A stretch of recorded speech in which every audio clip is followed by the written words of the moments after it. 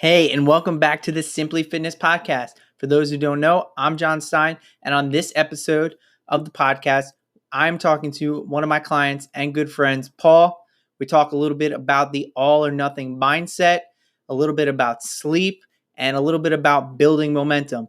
So I hope you enjoy this podcast. Make sure you look down in the show notes for a free fat loss cookbook that will help you upgrade your diet. Hope you enjoy this episode. Let's get after it. How's it going? I'm good. Just grinding and grinding. That's all I'm doing. I feel you there, man. I feel you there. I Holding I all just the way got home up. from work and working 40 hours, and then I got my schoolwork. But I'm doing well. I have two A's right now in my two classes, so I can't really complain. Oh, that's nice. That's nice. You just get started with everything? Yeah, I've been at it for like 3 or 4 weeks now. But my nutrition class is over next week, so that'll be over with. And then I start microbio and in like 3 weeks, and then I'll finish that out for the summer, and then I'll be ready to go. Nice, man. Nice, man. Good. Get grinding away. Get moving on up. Exactly. How's work been with everything? It's been crazy but manageable. I mean, we're not seeing people in the office still unless it's like an extreme emergency. But we're moving offices, so it's kind of hectic. Like, seeing patients and then getting stuff packed away because we have to be in the new office by the 1st, and we're gonna start seeing people again in person. So it's crazy, but it's keeping me motivated and keeping me busy. So I can't really complain. Yeah, at least you don't have to try to see patients and people packing things up, unpacking, packing, like the cycle of packing things away and actually needing them 5 minutes later. Exactly. We actually had our first PRP in like 4 months today. I helped the doctor do 2 knees, so that was kind of cool getting back in the groove. Nice, man. Nice. That sounds cool. It sounds like you're doing some good things there. Yeah. Awesome. Awesome. So just wanted to hop on today, just talk a little bit. Um, give us a little intro about what have you been up to fitness wise and everything like that. Sure. So, unfortunately, as of late, I'm not doing a whole lot. It's just I know it's kind of a stupid excuse, but it's just very hard to find time with, 40 hours a week and then coming home and doing like 4 hours of schoolwork.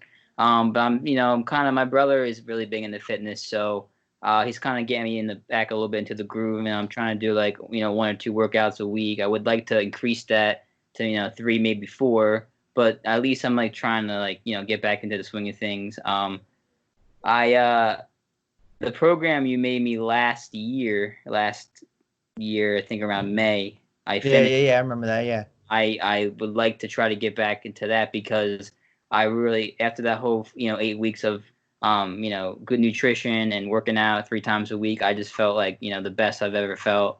I'm kind of feeling kind of crappy these last couple weeks just because I'm not really active as much as I should be. Yeah. Um, but the goal is to definitely get back on the wagon and get things moving forward, especially now. I'm going to be moving to a new city in a couple, like a month and a half, for nursing school. So I would like to get like a good routine where I can balance out workout, school, and then probably a part-time job. So that's the goal. Nice, man. Nice. Yeah. Yeah, that the time is probably the biggest obstacle for, most people would say is finding time, especially with working so much and you got the addition of doing school and family stuff and everything like that. So that could definitely be the most difficult thing, I think you're finding a good balance there, trying to find, at least that little bit of time. You might not be able, I think we've talked about this in the past a little bit, but like you don't have to do the whole workout. Like especially those workouts that I gave you, they're like if your workouts are designed right, you all your main exercises are at the beginning. So even if you do the first 2 or 3 exercises, that's going to be a good workout because you're going to be doing like your big movements, your squats, deadlifts, chest press, rows, all those big movements that are really going to get you kind of where you're looking to go, get you at least moving. Even if that's 10, 15 minutes, that's better than, if you were just sitting at home, just eating a bag of chips, watching TV or something, Right, right. I mean, the good news is that I mean, at work, I'm kind of running around like a chicken without a head, so I'm definitely, at least getting some movement in throughout the day. But again, it's not the activity I would like to be doing normally. So I would like to start getting back into weight training and maybe some runs here and there, especially now that it's summer. I mean, there's no excuse to not do anything. Yeah, yeah, exactly. It's always about finding that like minimal threshold like that you can meet like every day or every other day. Just find like one little thing you can do like for even just 10, 15 minutes. If you're really crunched for time, like I've I've been finding even for myself, just finding even when I don't want to do anything, 10, 15 minutes, do it. If at even if it wasn't the best workout or the best run, at least you did 10 minutes. You feel better about yourself and you move on to the next day. Maybe the next day you're able to do 30 minutes, and then maybe the next day you do 10 minutes again. Like every little bit adds up over time. It's not a all or nothing type of deal. Right. That's kind of the I remember you saying that even it's not you don't have to be it's not you're not perfect. So like, if you don't if you do well one day and then you're feeling kind of crappy the next, but as long as you do something, that's okay. It's okay to fail. It's okay to not feel your best or do your best every single day. I remember you saying that a lot. I always that always resonated with me, and I think about that a lot because you can't beat yourself up. You really can't. That's like the main idea is to better yourself, but not to beat yourself up. Yeah, exactly. You can't have this all or nothing mindset. A lot of people, I think that's with anything in life, not just fitness or nutrition. It's people think you're either all in or you're not in at all. There's no test in the water. There's no waiting to get into the pool. You're either jumping in the deep end or you're not swimming at all. So I think have like getting over that and realizing, oh, if I just do, if I had one salad a day or if I do one little workout, at least I'm trying and working my way up to being, that 80, 90%. Even though one day I might get 60%, 60 is still better than zero. It Right. might not be perfect, but it's still better than absolutely nothing. And I mean, the good news with me personally is that I'm actually have the nutrition and for me has been good. I've been, eating a breakfast, lunch, and dinner, not over snacking. If I am snacking, it's something like healthy or light. Mm. Um, Usually, especially with my work schedule, it's kind of hard to eat a large meal in one sitting. So I've been very particular with trying to eat a little something throughout the day, whether it's like like an apple or a couple like pretzels or something, something to that effect. As long as I'm eating a little something to maintain, not starving myself, and Yeah. then eating a big meal and then having it sit in my stomach like a brick. So I've been very good at spacing out my meals and making sure it's good portions. I'm not being excessive. So that's a plus when it comes to my nutrition side of things. Yeah, that's good, man. That sounds like at least, your work kind of helps you in one way, hurts you in another, but it helps you in another way that it doesn't prevents that overeating or over snacking and not long periods of sitting down, kind of getting tight and everything, Right. which is good. But I like I said before, I would definitely like to get back into that 8-week program. I loved every second of it. I was Yeah. super motivated. I definitely, felt really good, and I didn't just follow just the weight training stuff. I followed a Hmm. very strict nutrition diet. So Yeah.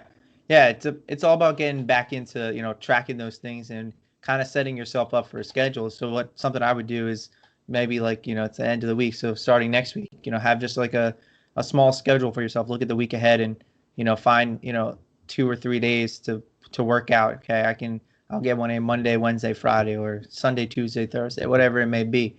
Come up with whatever schedule you think you can stick with and stick with it. And even if we said if you can only that day you managed to get the first 4 exercises in, at least you got those 4 exercises in, you've stuck to your schedule, and you can build momentum that way, because that's all it is. It's kind of like a hill. Like once you start building momentum, it just then you go right back down the hill and you're just cruising at that point right. until the next point. Sometimes you'll hit another hill at some point, but at least at least you're starting to build that momentum that you're like, okay, I can keep doing this. I can keep doing this. And eventually it just becomes habit again. And then, like you said, you're moving in a couple weeks anyway.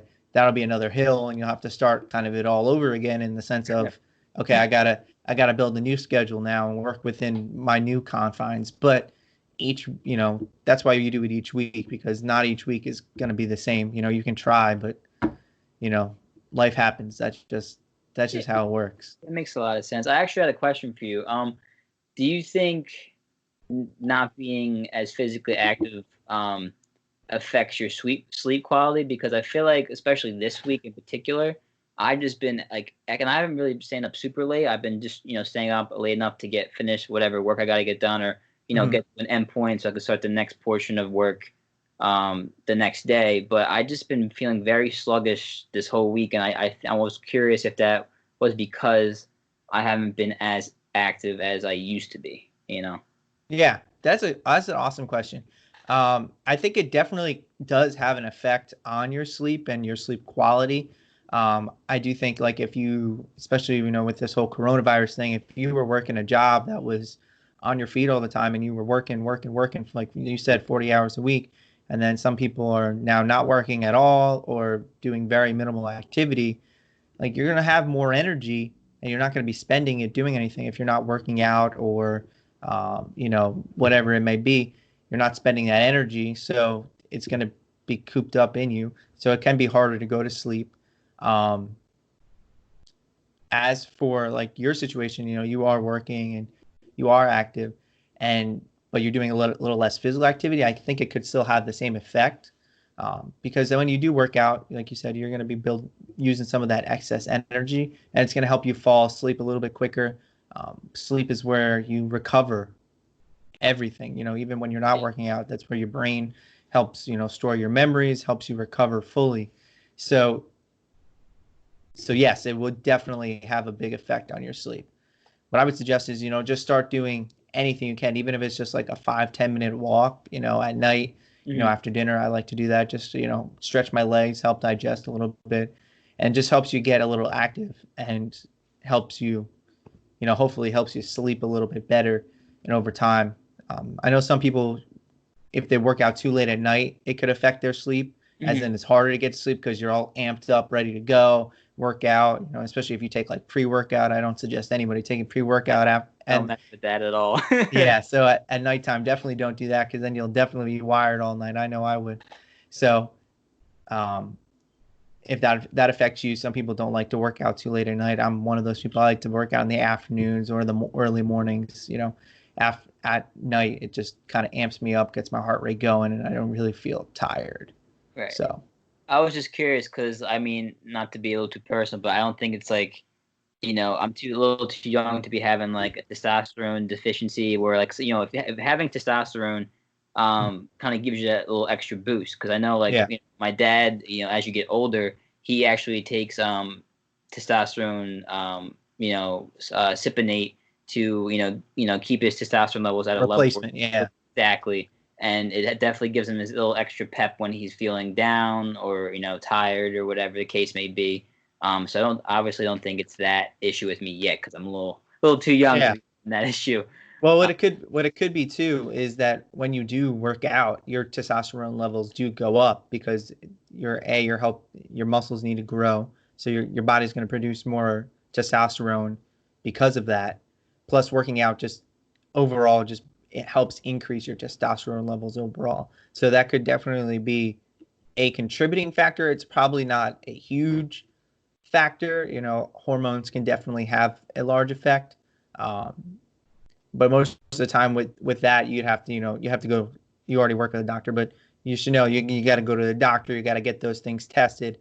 And with testosterone levels, from what I know specifically, everyone's levels are a little bit different, and there is an average level, but each people can be on a higher level of a spectrum or a lower level, and that could just be what their normal is. So for some people, they could be in their 40s and 50s and have normal levels, but they could have dropped significantly because they used to be at a much higher level, and that can have a dramatic effect on, overall their muscle quality, their, emotions, and their, physical, actual energy level.